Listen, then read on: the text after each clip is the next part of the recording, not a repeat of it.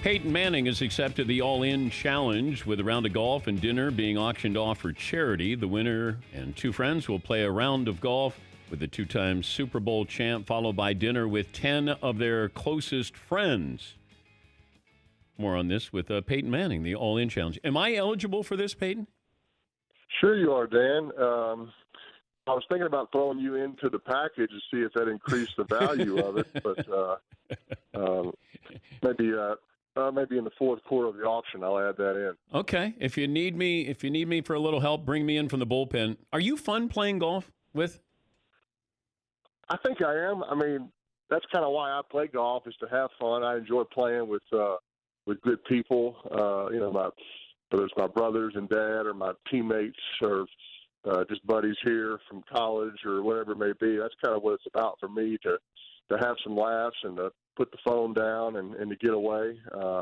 So that's kind of what I thought about doing, was creating something where we can have some fun, have lots of laughs, and go to dinner at a local restaurant in that person's hometown, maybe support it if they've been struggling, and tell some stories, and like I said, have some fun, maybe have a memorable day and evening. Have you played golf with Michael Jordan? I never have.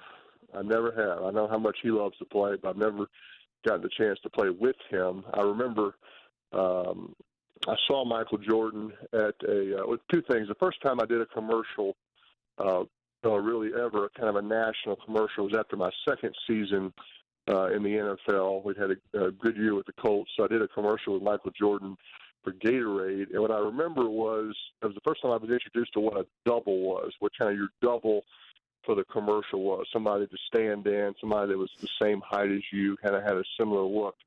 And I think Jordan's double just made a killing doing all of Michael's commercials. I mean, he'd travel wherever he was. And he did kind of look like him. And I remember I'd get there, they go, "Oh, Peyton, your double's hair is a little shorter than yours. Do you mind if we cut your hair to match your double?" And I was like, "Isn't it supposed to work the other way around? Like the double match me? Like, would you tell Jordan to shave his mustache to match the double?" So that's kind of what I knew Michael Jordan was, who he was, and I was a little further down the ladder. But I remember when we won the Super Bowl in Indianapolis, I saw Michael at a golf tournament in Charlotte, and I was I guess I'd kind of gotten used to hearing sort of congratulations, great job. You're kind of on that circuit. I remember seeing Michael Jordan. He said, "Hey, Peyton, congratulations. You got a long way to catch up to me to get this championship."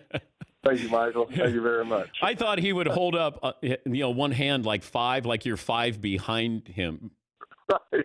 He may have, but he made it very clear, so it kept me humble, which was a good thing. But the difference between, like, you played golf with Tiger, right?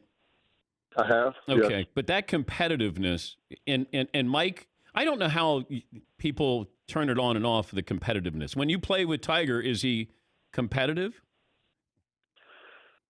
Well, I mean, it's the odds are kind of stacked against me. He doesn't. The times I play with Tiger, he doesn't really like to give shots, and so he'd say, like, "What's your handicap?" And I was like, "I don't know. I'm a 9."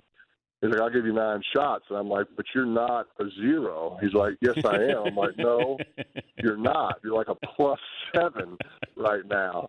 So I'll take 16." And he's like, "No, I'll give you 9." I'm like, "Well, this is not, So I mean, we can never get it figured out on the first tee, so therefore it really wasn't much of a match. We're talking to Peyton Manning, the All-In Challenge. Give people more details on this and some other people involved in this. By the way, I saw where your brother's giving away the Corvette that he won at the Super Bowl when he was the MVP. I have the card, Peyton, that says Eli, because I presented that to him. I was telling you the story, last week. Right. I don't know if the person bidding on that wants the actual card that says, "Eli Manning, you've just won this. You're the MVP of the Super Bowl." But if absolutely, okay, because absolutely that should be in it. Yeah, let's.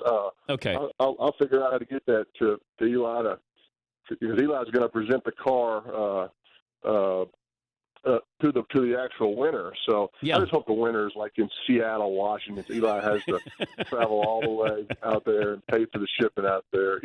I mean, I think he thinks it's going to be in New York somewhere, some big Giants fan. But there's lots of Giants fans in Seattle, too, I think. So. How about Hawaii? Yeah, no, exactly. It's in the United States, Yeah. so Hawaii's in play. But, I guess when you got 2 Super Bowl MVP cars, you can give one away. But that's pretty cool for Eli to do that and to give it away in person. And the All-In Challenge, Dan, it's put on by Fanatics. It's just, it's inspired by the Ice Bucket Challenge a couple of years ago by J.J. Watt's kind of fund he set up for the hurricane in Houston, and just a chance for people all over the world to contribute and to participate in kind of a fun event. Either there's raffle items, there's a chance to be on a Leonardo DiCaprio movie. You can buy a raffle ticket for $10, and you might win. The more raffle tickets you buy, maybe the better chance you have to win. Or there's kind of pure auction items, sort of behind the ropes experiences. I think Tom Brady's offering dinner with him after their first game with the Bucs and his game used jersey and cleats from that game. Eli's doing the car. I'm doing golf. Just a chance for athletes and actors to kind of offer behind the ropes experiences for people all over the world to bid on and contribute. All of the money's going to hunger programs to feed kids who aren't getting fed properly, to feed people who are out of work that need food, to provide meals to frontline workers via restaurants that need support. So it's a win-win all the way around, and a lot of people hurting out there, as you know, and so the more support we can give, the better off we'll be. How do you think social media, these mock drafts, would handle you coming out of Tennessee when you did, if it was happening now? I tell you, that's something everybody kind of needs to get ready for coming out. And of course, there wasn't social media then, but I remember somebody telling me, "Hey, look, just so you know, you're about to get picked on and kind of broken down during this pre-draft process. That's just what they do. Is they sort of point out all your weaknesses and tell you the things that you can't do." And I remember for me, kind of the buzzword was he doesn't have any upside. I was like, no upside? I'm 21 years old. I mean, I have to have a little upside. I mean, my neck might get a little longer. I mean, that's going to grow. And I think I probably could get a little faster and quicker because the bar's pretty low and I can put on some weight. So I don't know. That's just part of it, I think. That's the norm. And, of course, there's so many outlets now, and the last thing we need is another draft analyst. I mean, I thought Mel Kiper always done the best job, and now he's got there's 50 other people trying to be Mel Kiper. Nobody's going to get his hair, of course, but there's a lot of analysis out there. So I think it's a relief to these players when the draft finally gets here, Dan, because then you find out where you're going to work, where you're going to live, and you can start that process right away. I remember when I got drafted in New York, I flew to Indianapolis. I got my playbook. I flew back to Knoxville. We had a little draft celebration party, and I was back in Indianapolis a couple of days later getting ready for a mini camp. Does the Wonderlic score matter? I don't really think it does. I can't remember what I did. All I remember, Eli had this incredible score. I think he had 42 or something. But I remember Eli came and spent a couple of days with me in Indianapolis before the combine. And I remember when he actually took the Wonderlic, he told me, he goes, "Peyton, the test that I was studying last night at your house was the exact test that I got for the Wonderlic, the exact test." And so he made 42, which was awesome. I think I made 23 or something. And so I'm like, that's awesome, because the tests are kind of out there. There's no doubt you're going to get there's no question, there's no guarantee you'll get the same one, but you kind of knew the sample questions. But Eli's kind of forgotten to tell that story, and all he says now is how much smarter he is, that Ole Miss people are smarter than Tennessee people. So wait, you just sold him out here. Well, it's what brothers do, right? We try to keep each other humble. And statute of limitations is up. That's exactly right. That's exactly right. I have Eli at 39 and you at 28. Okay, there you go. So yeah, he beat me, and I mean, how would you, Dan? And how would you do, Dan? I remember this was a question on my Wonderlic test. You're 17 years old. Your sister is. Let me think. Okay, I got it. Yeah, you're 17 years old. Your sister is twice your age. When you're 23, how old will she be? Wait. Now, you're on the clock here. Oh, You're I on the know. clock. I know. So I'm 17, and she's run that by me again. You're 17 years old. Your sister is twice your age. Okay. When you're 23, how old will she be? Okay. So she's 34, and she would be 40? No, she's always going to be twice your age, right? She's 46. Oh, okay. No, actually it's 40. But see, you would have been wrong because you weren't very. Wait, I just said 40. I know, but you got to be. I mean, you have to be firm in it. You know, if you're wavering. Oh, now I got to be miss firm in it. Wait, you screwed up the question and the answer. You only have 12 minutes to do it. So I mean, you're probably in the low teens at this point. I'm okay with that because C's get degrees, Peyton. All the great, you know, Marino, Jim Kelly. We didn't care about any damn Wonderlic. We're here to play football. That's right. Yeah, ask Greg McElroy how it feels to get a great grade on the Wonderlic. What are you doing besides? I love the Peyton's places with Raymond Barry. I really was touched by that. I thought it was wonderful. You've done a great job with it. I mean, you're going to be 44, right? That's coming up. At what point do you say, where's my competitive juices? Where are they going to be flowing? Like, what do you want to do that really, can anything supplement playing quarterback in the NFL? What comes closest? I'm not sure there is, to tell you the truth. And I think the fact that at least I've sort of identified that instead of looking for something that's going to give you that same rush of running out on the field before a game or celebrating with your teammates in the locker room, I mean, it just doesn't get any more of a high than that. And I think trying to chase that in sort of your second chapter can be a mistake. So I've tried to find little things, maybe a combination of things that still keep me stimulated, keep me interested, keep me busy, keep my kids seeing me working, whatever it is that I'm doing. So whether it's being a part of different projects with the NFL, a number of philanthropy projects, Dan, that I've been heavily involved in, and I kind of find myself competing, trying to raise more money for the cause than we did the year before.